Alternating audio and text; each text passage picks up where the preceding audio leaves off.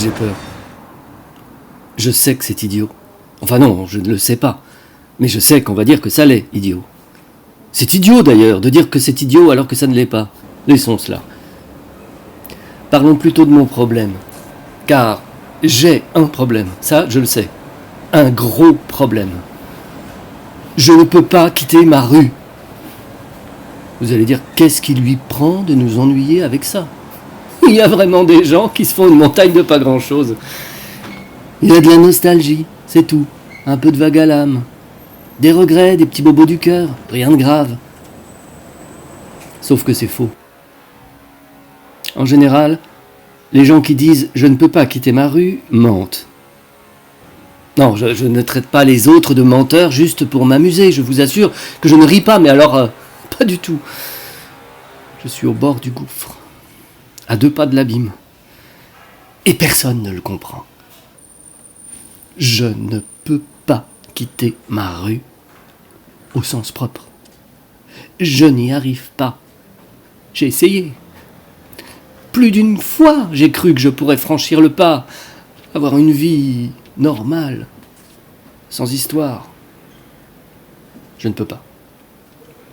Et personne ne se doute de rien, du moins à ma connaissance. Quand j'arrive sur le trottoir, tout va bien. Je ne suis pas encore en panique. Je suis dans ma rue, en terrain connu. C'est seulement au bout de quelques pas que tout se déclenche. Et là, impossible de continuer. Marche arrière toute, je remonte jusqu'à mon appartement et je ne sors plus de la journée. Les gens croient que j'ai oublié quelque chose, que c'est la raison pour laquelle je remonte chez moi si souvent en catastrophe, au bord de la catalepsie. Ils se disent que je suis une tête de linotte, ou que j'oublie tout, que je ne suis pas ce que je fais, alors que c'est le contraire.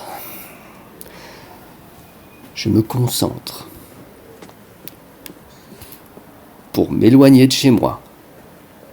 Je mets la gomme, toute mon énergie se catalyse pour essayer de m'éloigner de cet endroit, mais peine perdue. Je ne peux pas quitter ma rue. Je peux faire environ 30 pas, pas un de plus. Si j'allais jusqu'à 31, 32, je risquerais de déboucher dans la rue de Vienne ou la rue de Rome. Or, il ne le faut à aucun prix. Pour ma sécurité. Je ne dois pas quitter ma rue. C'est comme une voix impérieuse qui me l'ordonne au tréfonds de moi. Une voix qui a tous les pouvoirs, tous les atouts de la persuasion. Face à elle, je suis comme l'insecte face à la moissonneuse-batteuse. Je bats des ailes, mais je ne peux pas lutter. Aucune chance de l'emporter. Je vous l'ai dit tout à l'heure, je suis terrifié. Je sais bien que si je parvenais rue de Vienne, je ne pourrais de toute façon pas aller bien loin. Je me heurterais à la rue du Rocher. Autant dire que j'en sortirais fracassé, anéanti. Il vaut mieux que je reste là où je suis. Je suis coincé, certes. Je suis pris au piège. Fait comme un rat, oui. Mais je suis en vie.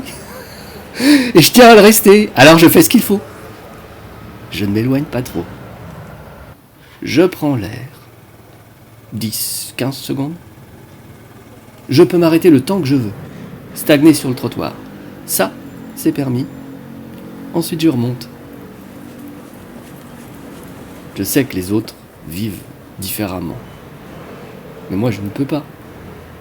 Si je tiens à la vie, je dois me résigner. C'est terrible, mais c'est logique. Je n'avais qu'à réfléchir avant d'emménager. Si ça se trouve, en faisant une enquête de voisinage, en interrogeant le concierge avant qu'on ne le transforme en digicode, en questionnant adroitement l'agent immobilier, j'aurais pu arracher 1 ou 2 renseignements qui m'auraient mis la puce à l'oreille et m'auraient dissuadé d'acheter cet appartement rue de Stockholm.